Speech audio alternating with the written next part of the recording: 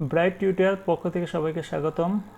আজ আমি এইচএসসি পরীক্ষার্থীদের সপ্তম সপ্তাহের হিসাব বিজ্ঞান দ্বিতীয় পত্রের অ্যাসাইনমেন্ট সমস্যা সমাধান করে দেখাচ্ছি।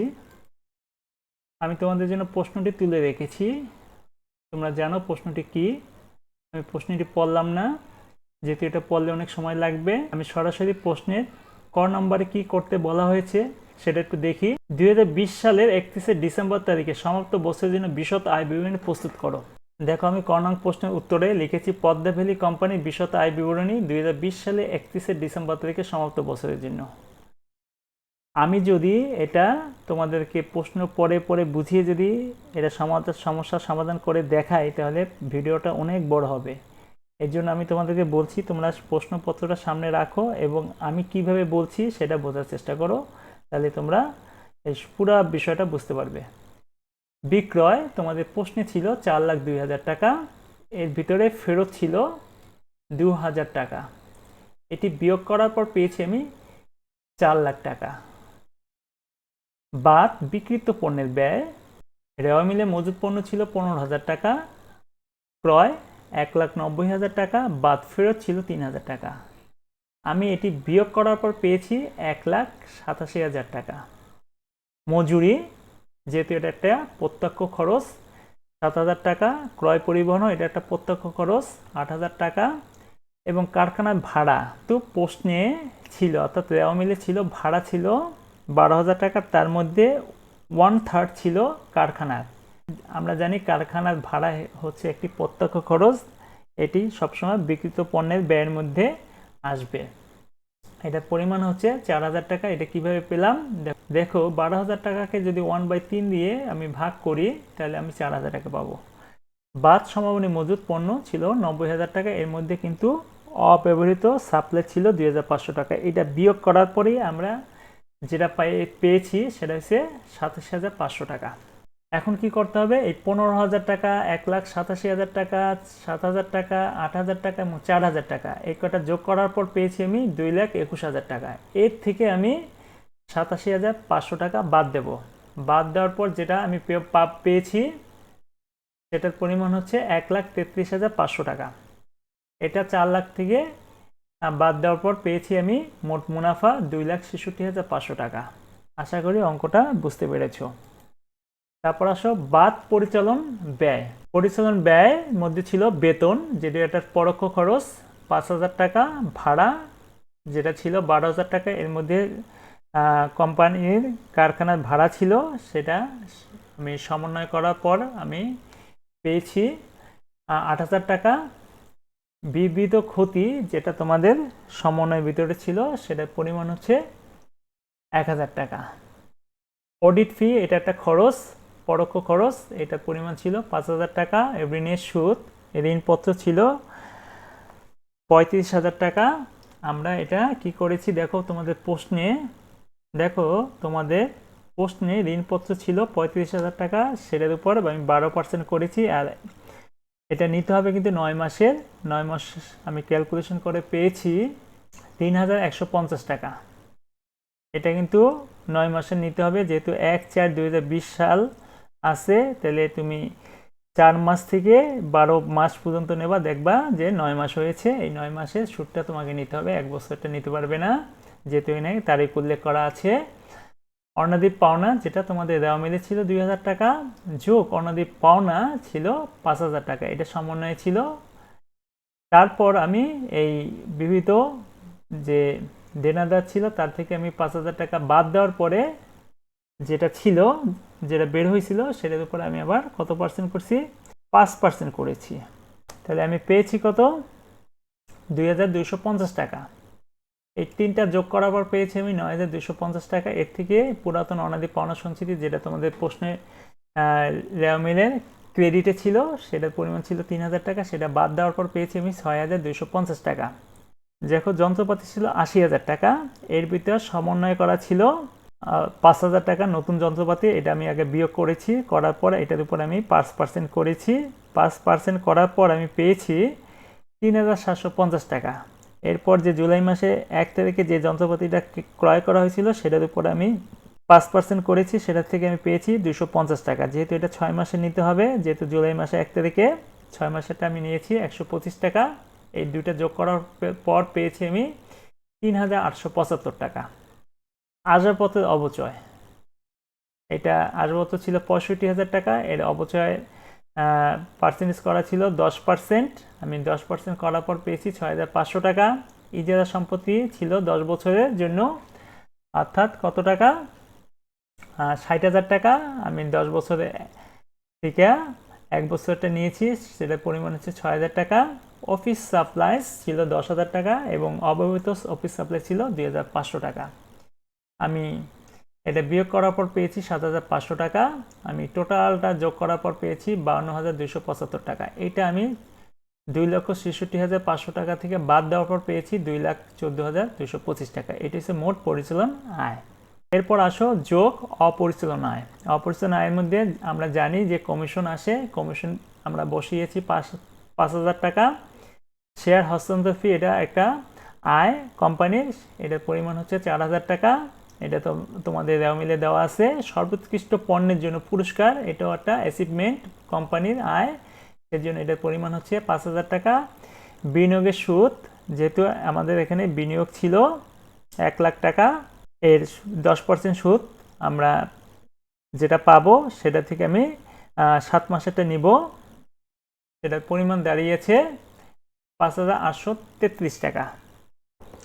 আমরা টোটাল পেয়েছি যোগ করে 19,833 টাকা। তারপর আমরা আগেরটা থেকে যে ব্যালেন্স ছিল সেটার সাথে আমরা এই 19,833 টাকা যোগ করা পেয়েছি 2,34,058 টাকা। এর থেকে আমি অপরিচালন ব্যয়টা বাদ দেব। বিলম্বে পণ্যের সরবরাহ ক্ষতিপূরণ, এটা হচ্ছে একটা কোম্পানির জন্য ব্যয়, এটার পরিমাণ হচ্ছে 6,500 টাকা। এটা বিয়োগ করার পর পেয়েছি আমরা 2,27,558 টাকা। এটা হচ্ছে আমাদের কোম্পানির নিট লাভ। তারপর চলো আমরা খ নং প্রশ্ন সমাধান করি। 2020 সালের 31 ডিসেম্বর তারিখে সমাপ্ত বছরের জন্য সংরক্ষিত আয় বিবরণী প্রস্তুত করো। খ নং প্রশ্নের উত্তরে আমি পদ্মা ভ্যালি কোম্পানির সংরক্ষিত আয় বিবরণী 2020 সালে 31 ডিসেম্বর তারিখে সমাপ্ত বছরের বিশদ আয় বিবরণী চলতি বছরের নিট লাভ, যেটা আমরা একটু আগে বের করেছি, সেটার পরিমাণ হচ্ছে 2,87,558 টাকা। বাদ লভ্যাংশ ঘোষণা করেছিল কোম্পানি 11,500 টাকা। নিয়োজিত তহবিল কোম্পানি তৈরি করেছিল, সেটার পরিমাণ হচ্ছে 5,000 টাকা, যেটা তোমাদের মিলে রয়েছে। ঘোষণাকৃত লভ্যাংশ যেটা কোম্পানি করেছিল সেটার পরিমাণ হচ্ছে 16,000 টাকা। এই তিনটা অ্যামাউন্ট যোগ করার পর পেয়েছি আমরা 32,500 টাকা। আমরা এই 2,27,558 থেকে এই 32,500 টাকা বিয়োগ করার পর পেয়েছি 1,95,058 টাকা। এটা হচ্ছে সংরক্ষিত আয় বিবরণী সমাপনী উদ্বৃত্ত, এটাকে বলে অবন্টন মুনাফা। এর পরিমাণ 1,95,058 টাকা। চলো আমরা গণনাঙ্ক প্রশ্নের সমাধান করি। 2020 সালে 31 ডিসেম্বর তারিখে কোম্পানির শেয়ার হোল্ডারদের মালিকানা সত্ত্ব বিবরণী প্রস্তুত করো। চলো আমরা অঙ্কের সমাধানটা করে ফেলি। গণনাঙ্ক প্রশ্নের উত্তর, পদ্মা ভ্যালি কোম্পানির শেয়ার হোল্ডারদের মালিকানা সত্ত্ব বিবরণী 2020 সালে 31 ডিসেম্বর তারিখে সমাপ্ত বছরে। পদ্মা ভ্যালি কোম্পানির শেয়ার হোল্ডার মালিকানা সত্ত্ব বের করার কিন্তু একটা নিয়ম আছে, সেই নিয়মটা আমার ভিডিওতে, এই চ্যাপ্টারের উপরে যে ভিডিওগুলি রয়েছে এই ভিডিওতে তোমরা পাবে, সেখানে দেখে নিও। প্রথমে আছে শেয়ার মূলধন, সঞ্চিত তহবিল, শেয়ার অধিহার, নিবেদিত তহবিল, অবন্টিত মুনাফা যেটা সংরক্ষিত মুনাফা, যেটা একটু আগে আমরা বের করেছি, আর মোট পরিমাণটা। দেখো প্রারম্ভিক ব্যালেন্স, যেটা প্রত্যেকটা ব্যালেন্সই কিন্তু তোমাদের প্রশ্নে দেওয়া আছে, অর্থাৎ রেওয়ামিলের ভিতরে দেওয়া আছে, সেটা নিয়ে আসবা। আসার পরে এই তিনটা যোগ করবা, যোগ করার পর যেটা বের হবে সেটা হচ্ছে 3,85,000 টাকা। চলতি বছরে নিট লাভ, যেটা একটু আগে আমরা বের করেছি, সেটার পরিমাণ আছে 2,27,558 টাকা। এটা এই পাশে নিয়ে আসবা। শেয়ার অধিহারের অর্ধাংশ সঞ্চিত তহবিল স্থানান্তর, যেটা আমরা 20,000 ছিল অধিহার, শেয়ার অধিহার, সেটাকে আমরা অর্ধাংশ করছি, মানে হাফ করছি। হাফ করার পর আমরা সেটা সঞ্চিত তহবিলে নিয়ে এসেছি 10,000 টাকা এবং শেয়ার অধিহার থেকে কমে গেছে 10,000 টাকা। তারপর দেখো শেয়ার অধিহারে অর্ধাংশ প্রাথমিক খরচে বাবদ অবলোকন করছি আমি, যেহেতু বাকি ছিল আরও 10,000 টাকা, এটাও আমি প্রাথমিক খরচের সাথে অবলোপন করেছি সেটার পরিমাণ হচ্ছে 10,000 টাকা। আর এই যে আমরা মোটেও 10,000 টাকা লিখেছি। লভ্যাংশ প্রদান করেছে কোম্পানি 11,500 টাকা, লভ্যাংশ ঘোষণা করেছে 16,000 টাকা এবং নিয়োজিত তহবিল যেটা কোম্পানি ক্রিয়েট করেছিল সেটা হচ্ছে 5,000 টাকা। এটা কিন্তু আবার অবন্টিত মুনাফার থেকে এটা বের করে আনতে হবে, যেহেতু এই যে নিয়োজিত তহবিল কিন্তু তৈরি করছিল কিন্তু অবন্টিত মুনাফার থেকে, সেই জন্য আমরা সেটাকে মাইনাস করে দিয়েছি। তাহলে দেখো আমরা এখানে যোগ বিয়োগ করার পর টোটাল অবন্টিত মুনাফা বা সংরক্ষিত উদ্বৃত্ত সেটা পেয়েছি 1,95,058 টাকা।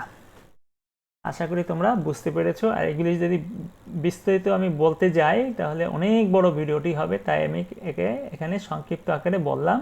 তোমরা যেহেতু পারো তোমরা বুঝে নিও আমার কথাগুলি।